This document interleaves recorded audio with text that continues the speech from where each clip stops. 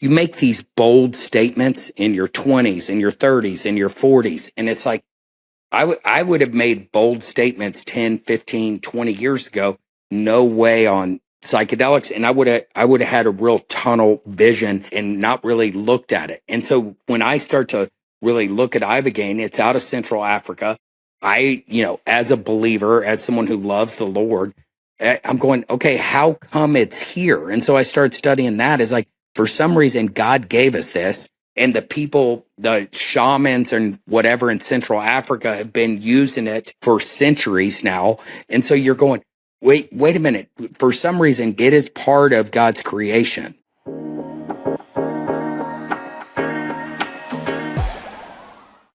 Hello, Shannon. Hi, Chico. So here we are. It is May 1. You probably won't hear this until mid-May or whatever.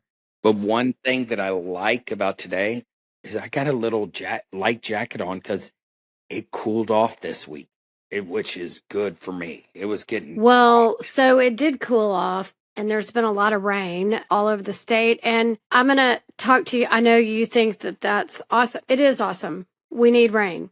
It's just interesting when I am feeling a significant amount of overwhelm right now. And With rain or life? no, listen, I'm going to get to it. I'm just asking questions. I'm trying to be an interviewer. You don't have to ask questions right now. Okay, you're You just have going to to listen. go. Just listen a second. Just listen a second. Listen, Linda. Listen, Yes. Okay. So it's a mental load, and it's a mental overwhelm. And what I mean by that is that, so I am helping plan a graduation party next week. By the time you hear this, it will be done. But so I feel like women in particular, I think it happens to men, and you can speak to this in a second, but Okay. after I finish. Will you give me a heads up when I can? Yes. Because what I'm trying to say is that the mental load for women in particular, I think, comes from people saying things to you like, hey, remind me to XYZ. Okay. So it's not asking you, from kids to family members to you to, to spouses to, whatever, to friends to, party planner people, like everything is like, remind me to do something. So it adds to your mental load. Picture an empty glass. Okay.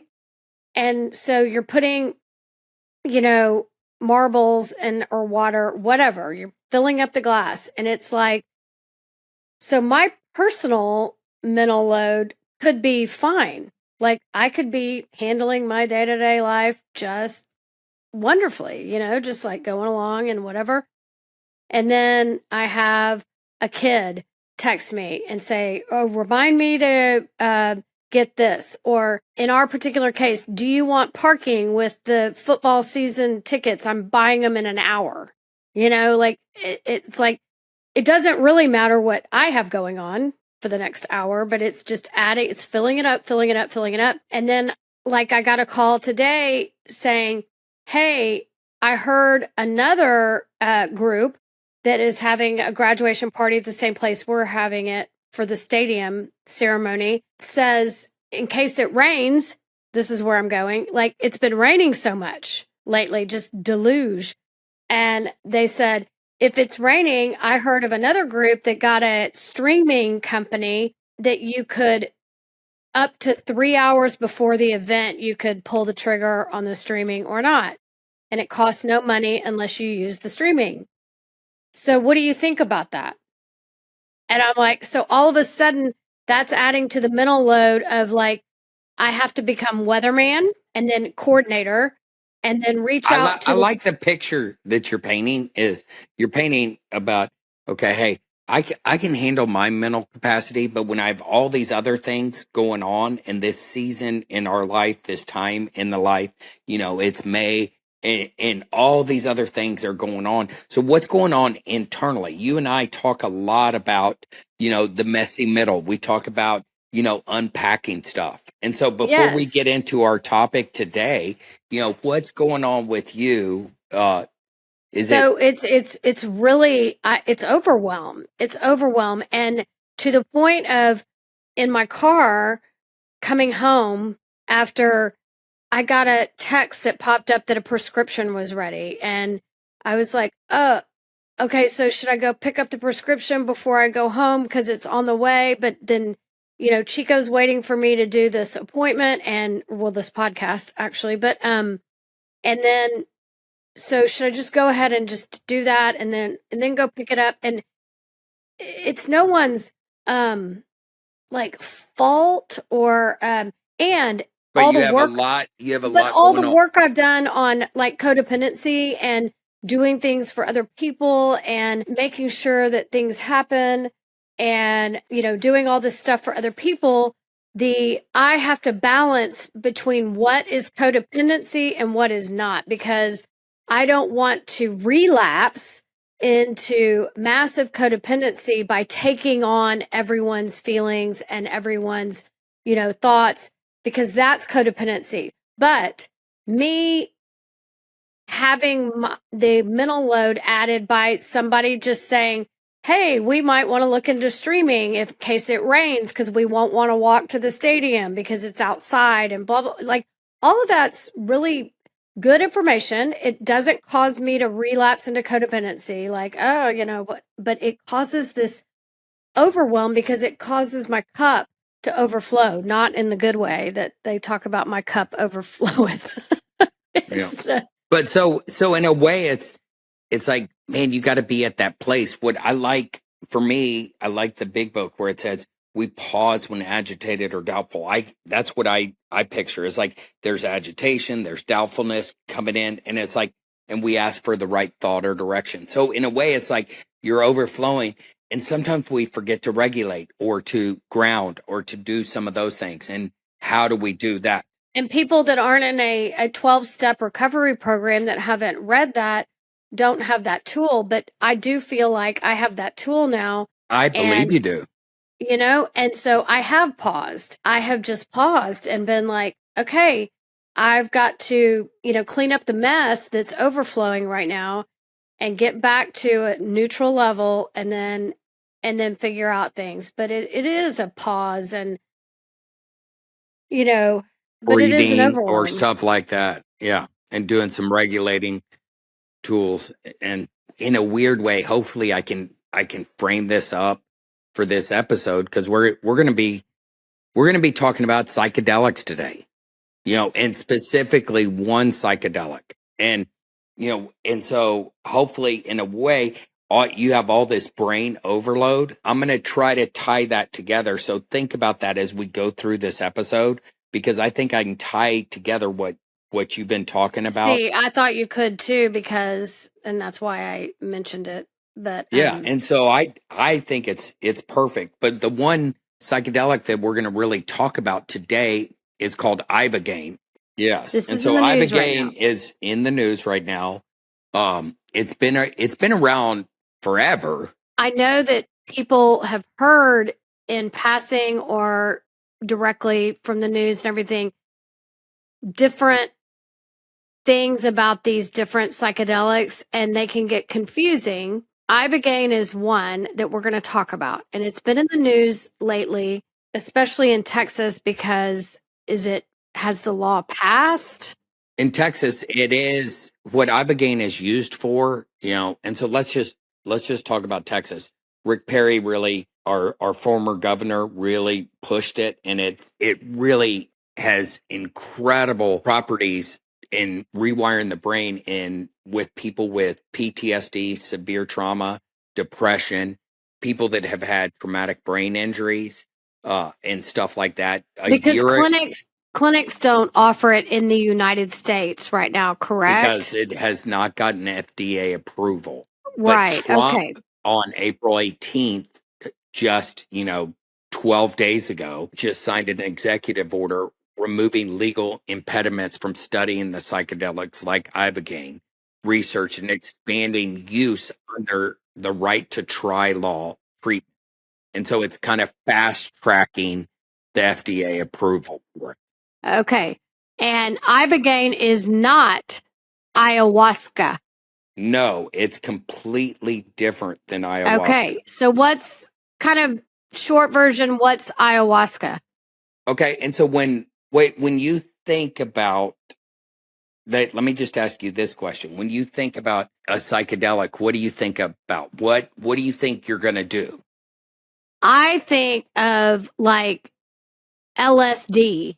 Yes. And so what do you think? What's going to happen if you take LSD? You're going to trip. Well, what I was told. Okay, so trip is what?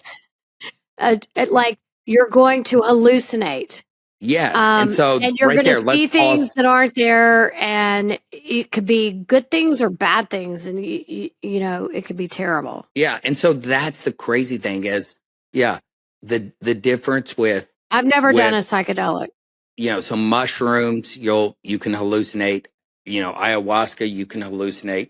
You know, LSD has all those hallucinations stuff. Ibogaine, you might hallucinate, but it's not a hallucination. I'm asking what ayahuasca is. Let's stick to that.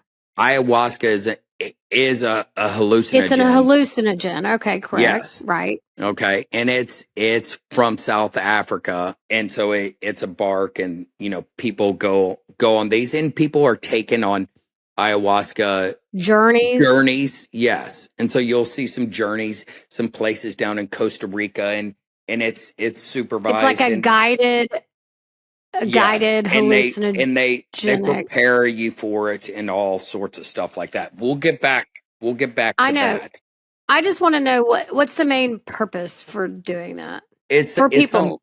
Do people just some want people, it, if people are doing it to experiencing it, but you know, maybe get a spiritual connection or something that's blocking them. And so if they're blocked in some way from that's holding them back, if they've gone through a divorce or had a loss and stuff like that, Ibogaine's different. It's not a hallucinogen; it's a mirogenetic, and so it kind of so tell us what that is.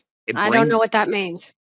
Okay, that's what I was going to say. It's a psychological mirror, kind of reflecting back your subconscious thoughts, your memories, traumas, and mental patterns during the experience, during, you know, getting, you know, going through and getting the drug. You know, it doesn't.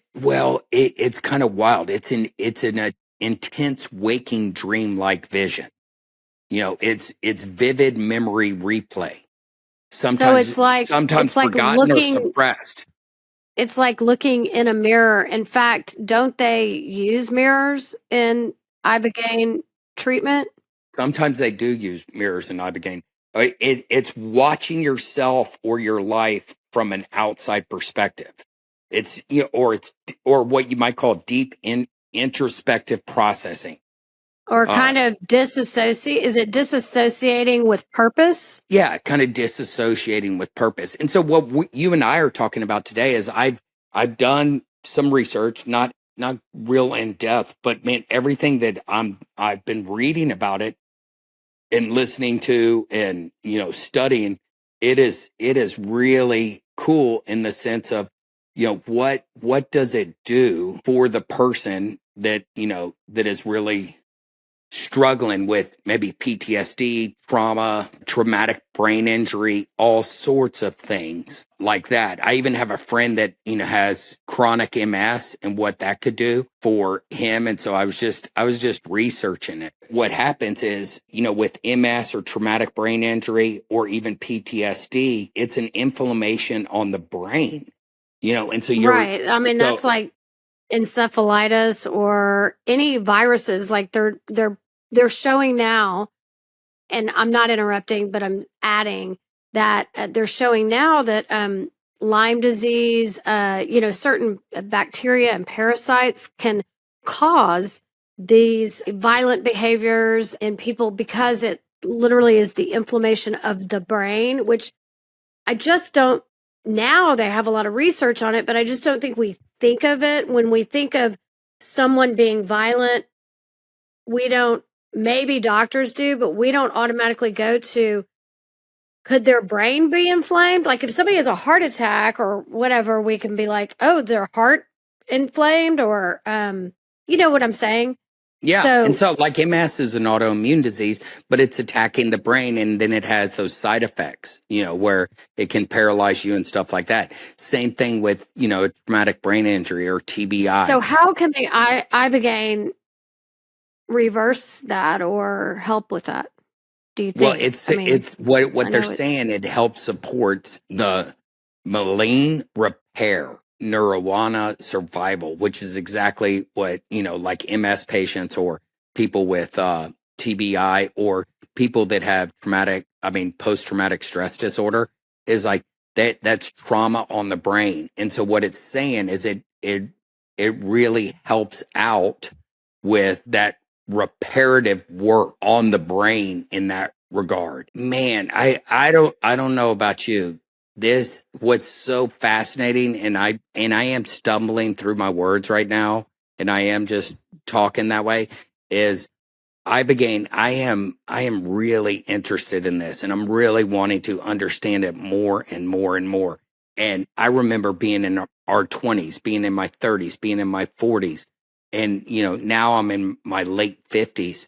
I can tell you, 10 years ago, I wouldn't have been even considered this. I would have been anti this completely.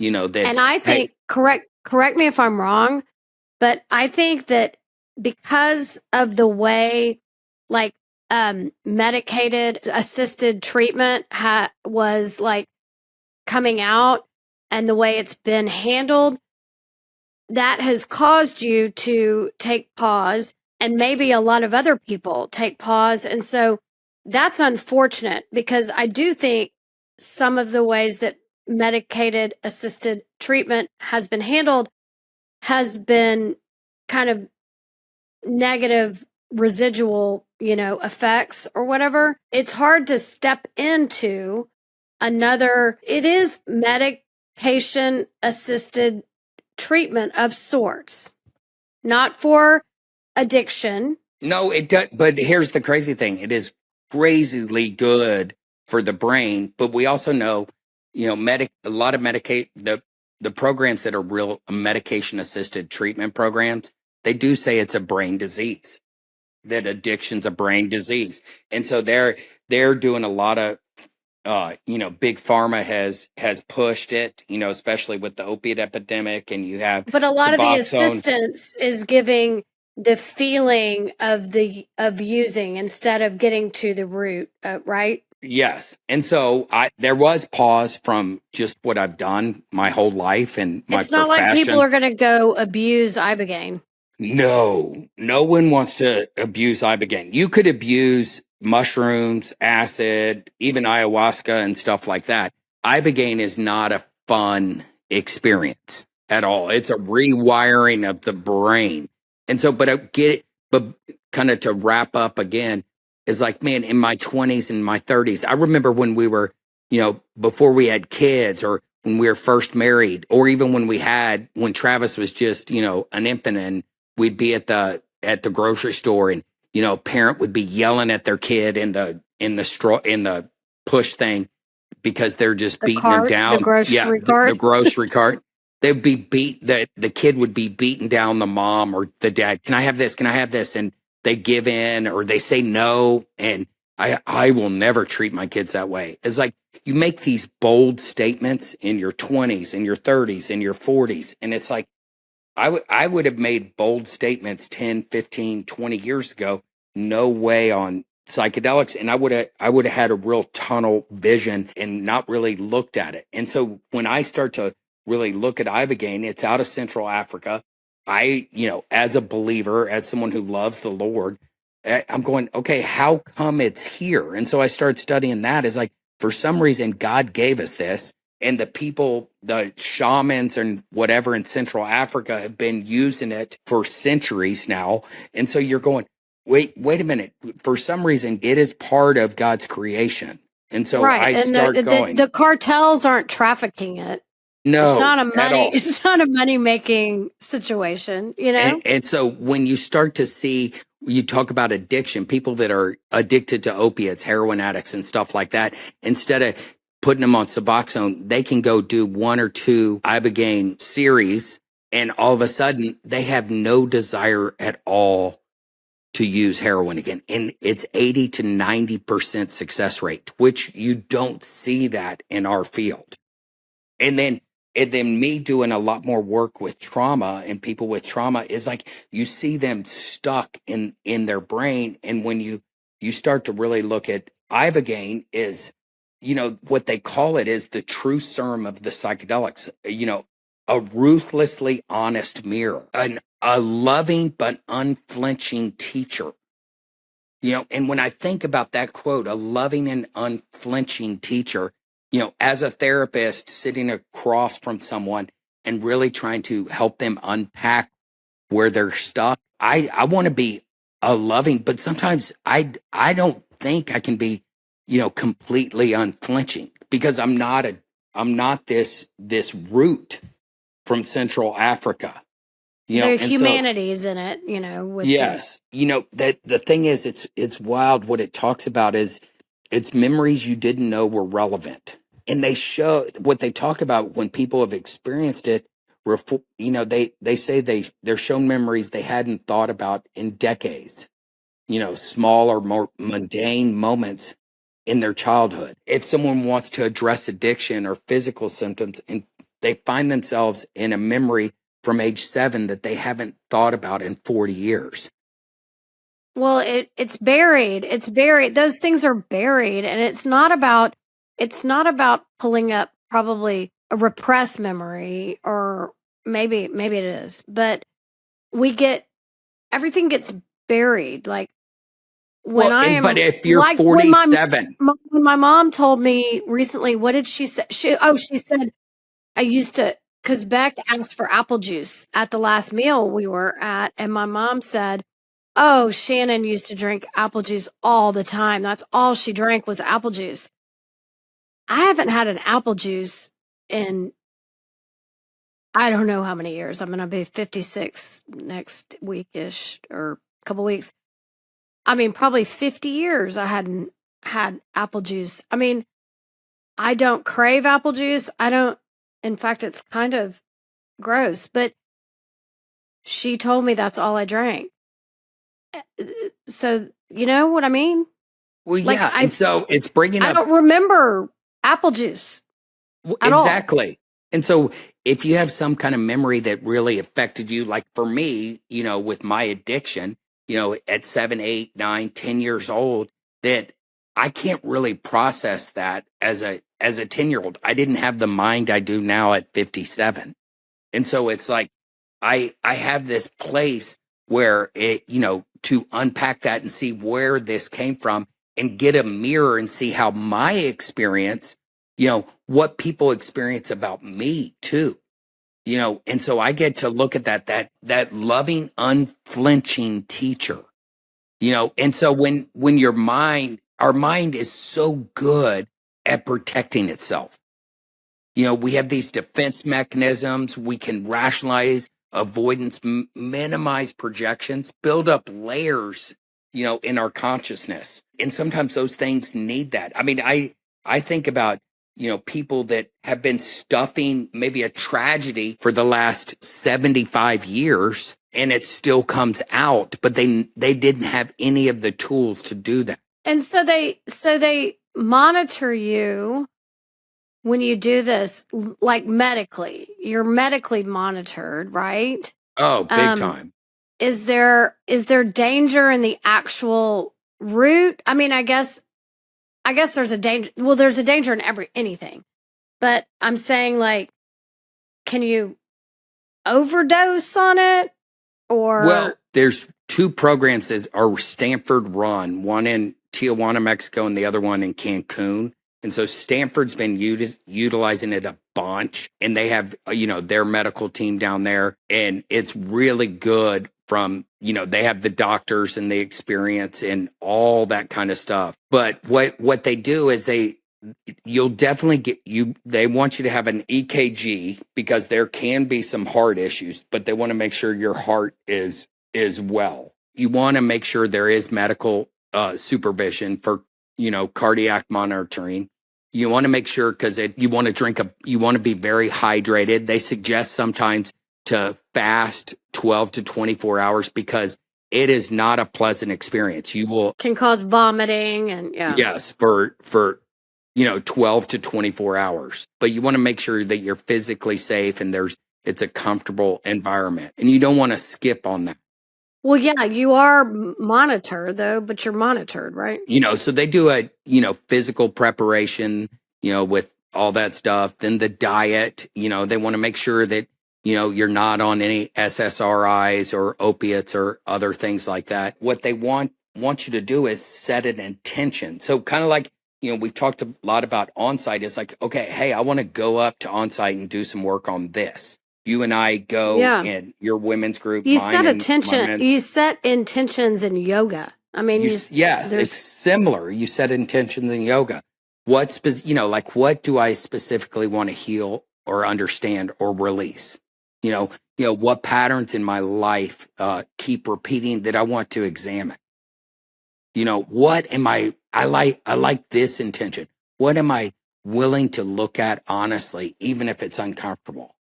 And they say, hey, you really want to go in with that mindset, do some mindfulness training, do some of those things. So knowing your life history, what key, formative experiences. They call them core memories now. Yes. And so relationships that carry unresolved weight.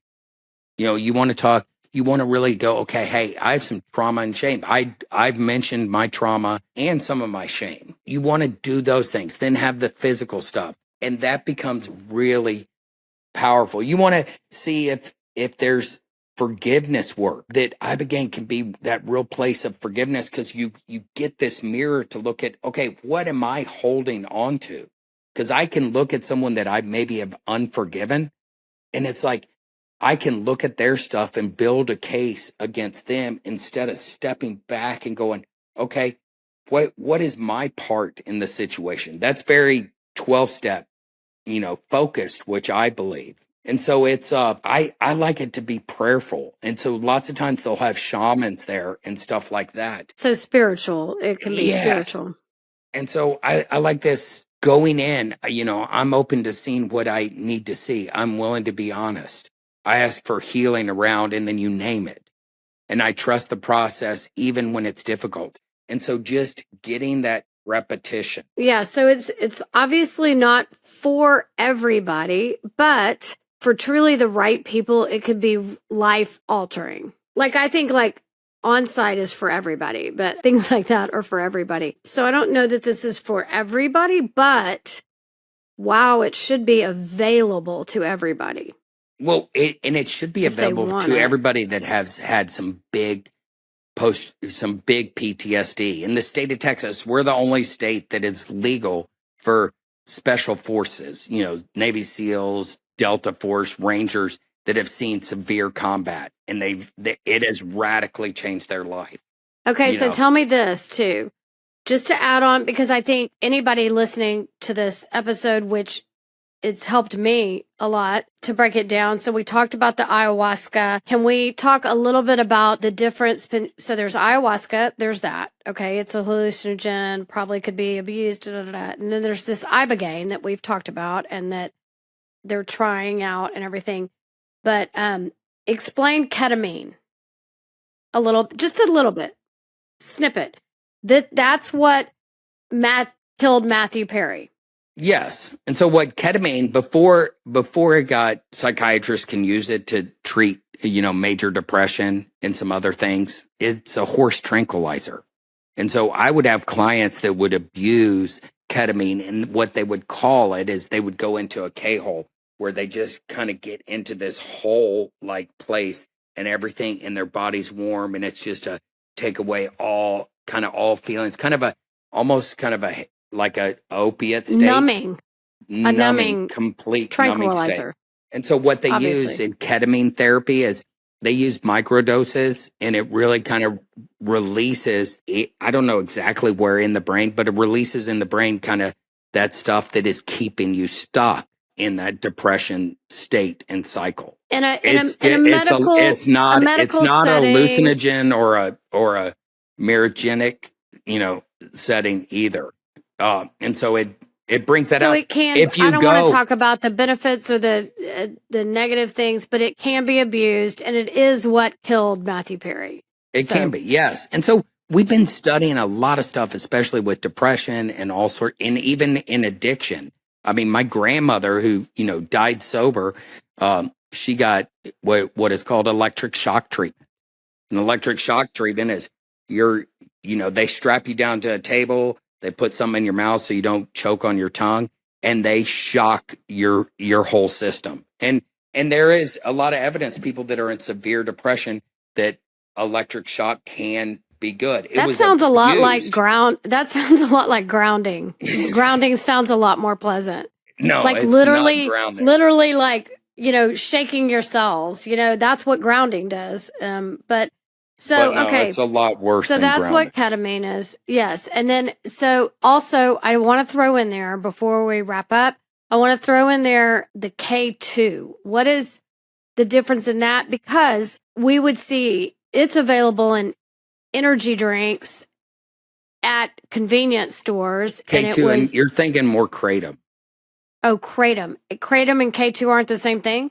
No, they're okay, both. So see, yeah. This is dumb mom that doesn't know what I'm talking about.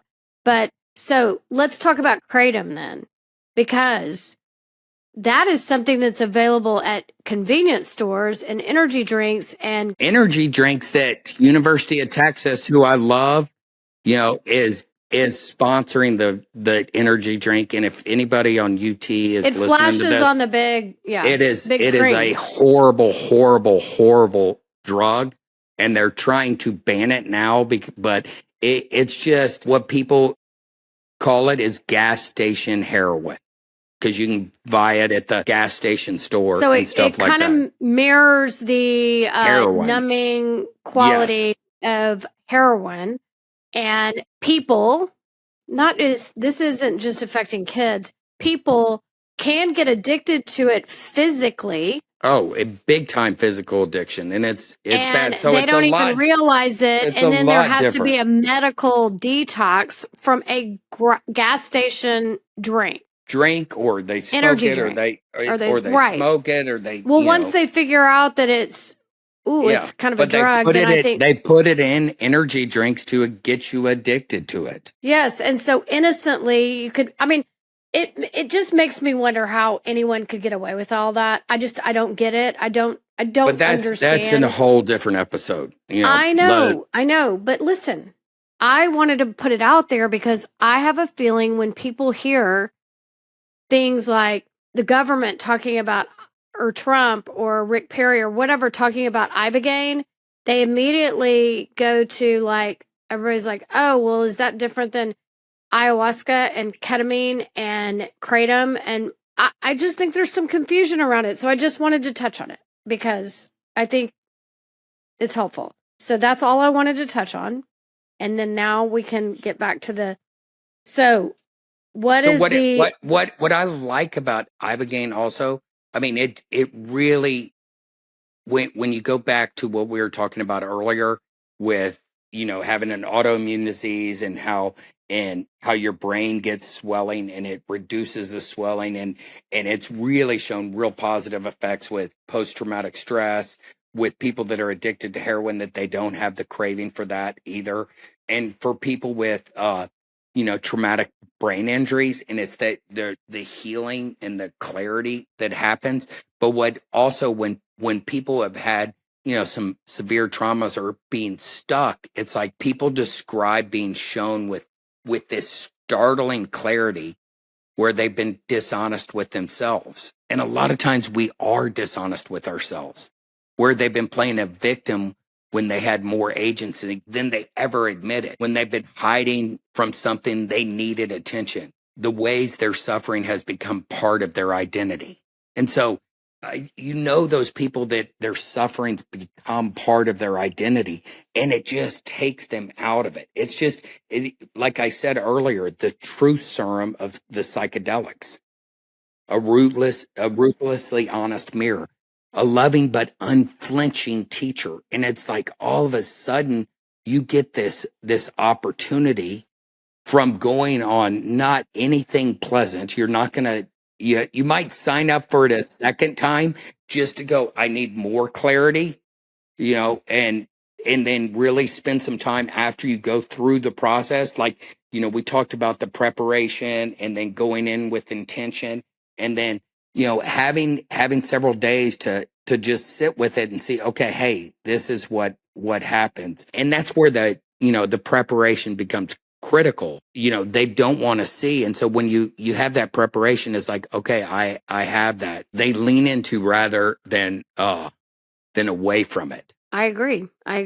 Lots more will be talked about. And now if you listen to this and then you're watching the TV and they're talking about Ibogaine, you'll know now what they're and so talking about. It's not the I don't same. think anybody knows.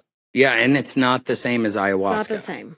Right. And it's not the same as microdosing mushrooms or MDMA or, acid and stuff like that. It's something to look at. It's good. Yeah. All right. Something to look at. Okay. Well, until next time, right? Peace out.